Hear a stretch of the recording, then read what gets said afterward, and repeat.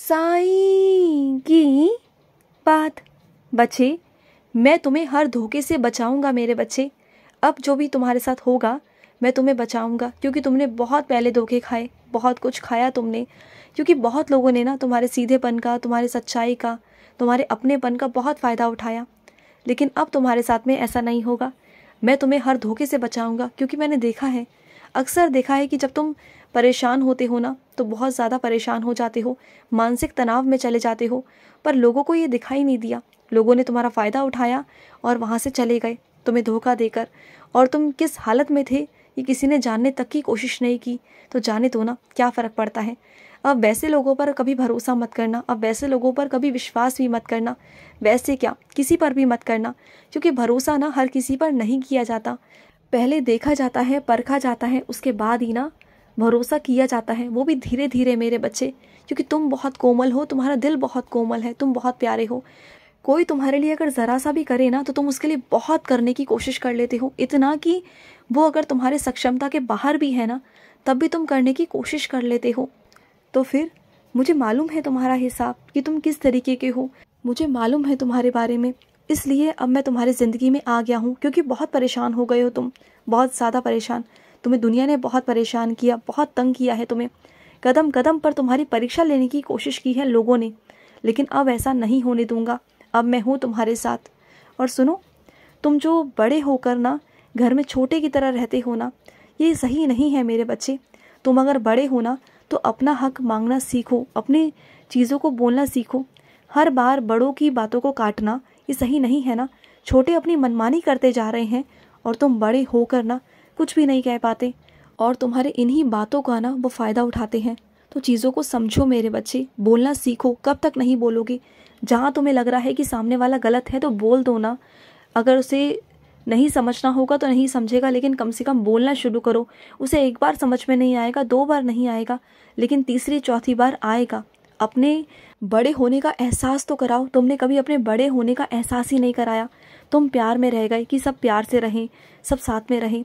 लेकिन क्या है ना मेरे बच्चे, जो बड़ा छोटा है ना, जो चीज़ें हैं ना वो अपनी जगह है, जो अपना ओहदा है, जो अपना स्थान है, उसका तुम्हें आत्मविश्वास के साथ खड़े रहना पड़ेगा, अपने लिए लड़ना पड़ेगा, अपनी इज्जत मांगनी होगी। क्योंकि बहुत हुआ है मेरे बच्चे, क्योंकि तुमने बस प्यार प्यार में सब कुछ सबको अपना माना, लेकिन सामने वाले ने तो तुम्हें नीचे ही समझ लिया। लेकिन अब तुम ऐसा मत करो, बिल्कुल भी मत करो। अपनी स्थान को पाने की तुम्हें ज़रूरत है। तुम कोशिश करो उसे पाने की, अपने बड़प्पन का दिखाओ। मैं ये नहीं कहता कि सख्ताई बरतो, नहीं, लेकिन तुम्हारी आवाज़ में, तुम्हारे शब्दों में इतनी बुलंदी होनी चाहिए कि सामने वाले को समझ में आ जाए कि वो तुमसे छोटा है, उसे समझ में आना चाहिए। और ये बात को तुम समझाओगे उसे कि तुम उससे ज़्यादा बेहतर समझते हो उसके लिए। समझ गए? कभी कभी तुम्हें ऐसा लगता है ना कि तुम्हारे घर के आसपास नकारात्मक ऊर्जा है, तुम्हारे घर के बाहर जहाँ तुम सोचते हो कि वहाँ नकारात्मक ऊर्जा है, जो चीज़ है वो सही नहीं है वहाँ पर, है ना। तो तुम्हारा जो शक है ना वो बिल्कुल सही है। लेकिन जब तुम मेरी उदी का छिड़काव कर देते हो ना अपने पूरे घर में, तो जो वो बुरी चीज़ है ना वो तुम्हारे बाहर ही है, तुम्हारे घर के अंदर प्रवेश ही नहीं कर पा रही। क्योंकि तुम्हारे घर के अंदर मैं जो बैठा हुआ हूँ, तुम्हारे घर के अंदर नारायण जो बैठे हुए हैं। तुम क्यों परेशान हो रहे हो? जब हम लोग बैठे हुए हैं ना तो मजाल है किसी की तुम्हारी चौखट को लांग कर कोई अंदर आ जाए। किसी की इतनी मजाल हो ही नहीं सकती। घबराया मत करो, अपने मन को परेशान मत किया करो। और ये क्या, रात रात भर बेचैन रहते हो, सोते नहीं हो, परेशान रहते हो ये सोच कर कि क्या है क्या नहीं है। इतना अपने मन को परेशान मत करो, घबराओ मत। सब कुछ मैं ठीक कर दूंगा। तुम्हारे मन की परेशानी को मैं जानता हूँ, मुझे मालूम है तुम किस वजह से परेशान हो। तो परेशान मत रहो, बिल्कुल मत रहो, मैं सब कुछ ठीक कर दूंगा। और सुनो, जो लोग काले रंग से वहम करते हैं ना, उन्हें काले रंग की कोई भी चीज़ भेंट कभी मत करना। उनके मन में ना तुम्हें लेके संशय पैदा होगा, वहम पैदा होंगे, क्योंकि वैसे ही वो बहुत अंधविश्वास चीज़ों में बहुत विश्वास रखते हैं। तो तुम ना ऐसे लोगों को थोड़ा सा ना अलग तरीके से देखा करो, क्योंकि तुम ना बहुत खुले दिमाग के, खुले सोच के हो, लेकिन वो बहुत वहमी है। तो ऐसे लोगों के आसपास या उन लोगों को कुछ ऐसी चीज़ें मत भेंट करो जिससे कि उनके मन में ना कुछ गलत विचार आए तुम्हें लेकर। तो तुम ऐसे लोगों को मत करो, क्योंकि देखो काला रंग तुम्हारे लिए कुछ भी नहीं है। क्योंकि तुम जानते हो कि ये काला रंग बाबा ने बनाया है, मैंने बनाया है, और तुम वहम नहीं करते। लेकिन कुछ लोग हैं जो वहम करते हैं, जैसे रीति रिवाजों में काले रंग को स्वीकृत नहीं किया जाता। और भी बहुत सारी चीज़ें हैं, मतभेद हैं, तो तुम वहाँ प्रयोग मत ही करो तो अच्छा होगा ना। क्यों तुम्हें काला रंग देना, तो उन्हें तुम कोई और रंग दे दो। क्यों अपने प्रति तुम्हारे लिए कोई वहम करे, कोई शक करे, क्यों करना, जाने दो ना। मुझे मालूम है मेरे बच्चे कि तुम्हें परेशान कौन कर रहा है, तुम्हें तंग कौन कर रहा है, मुझे मालूम है। लेकिन एक बात कहूँ तुमसे, तुम अपना बोलना शुरू कर दो, तुम अब कहना शुरू कर दो, क्योंकि जो इंसान तुम्हें परेशान कर रहा है ना, बहुत अलग तरीके से तुम्हें परेशान किया जाता है, तुम्हें मानसिक तनाव दिया जाता है। तो अब तुम थोड़ा थोड़ा बोलना शुरू कर दो, अपने लिए आवाज़ उठानी शुरू कर दो। थोड़ा थोड़ा बोलना शुरू करोगे ना, तो उन्हें भी समझ में आने लगेगा कि हाँ, तुम्हें अब बहुत सारी चीज़ें समझ में आ रही हैं। तुम बोलते नहीं हो ना, इसी बात का फ़ायदा उठाया जाता है। मैं ये नहीं कह रहा कि लड़ाई झगड़ा करो, लेकिन विनम्रता से शब्दों को बहुत सही तरीके से बोलो ना, इस तरीके से कि तुम्हारे शब्दों में भारीपन हो और सामने वाला सोचने पर मजबूर हो जाए कि तुमने क्या कहा। कुछ ऐसे शब्द का प्रयोग किया करो। और सुनो, हमेशा पैसों की बर्बादी सही नहीं है मेरे बच्चे। जब भी तुम बाहर जाते हो, तुम्हें लगता है कि तुम ये भी खरीद लो, वो भी खरीद लो, ऐसा भी खरीद लो, जबकि वो चीज़ें तुम्हारे पास पहले से ही होती है ना, तो उसे खरीदने का क्या मतलब है। पैसों को जितना संभाल के रखोगे, निवेश करके रखोगे, तो वो आगे तुम्हारे भविष्य के लिए काम भी आएंगे। अगर अभी खर्च भी कर दोगे इधर उधर इन सब चीज़ों में, तो कैसा रहेगा मेरे बच्चे, ये तो गलत है ना। पैसों की बर्बादी मत करो, क्योंकि वक्त का ना कुछ पता नहीं होता।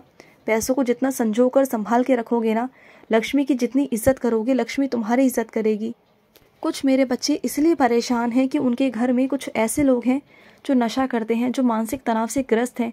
अगर उनकी बात नहीं मानी जाती ना, तो वो चीज़ों को तोड़ा फोड़ी करते हैं, घर में आतंक मचा देते हैं, परेशान हो जाते हैं। और तुम भी बहुत परेशान हो जाते हो, तुम डर जाते हो, सहम जाते हो, घबरा जाते हो कि कैसे तुम उनको समझाओ, कैसे तुम इन सब चीज़ों से उन्हें बाहर लेके आ सको, खुद को बाहर लेके आ सको, क्योंकि घर का माहौल ना बहुत बिगड़ चुका है और उन्हें समझ में नहीं आ रहा कि उनका जो भविष्य है वो अंधेरे की तरफ जा रहा है। उन्हें कुछ समझ में नहीं आ रहा, क्योंकि वो मानसिक तनाव से इतना ग्रस्त है ना कि वो अपने परिवार के बारे में, उनके भविष्य के बारे में सोचते नहीं।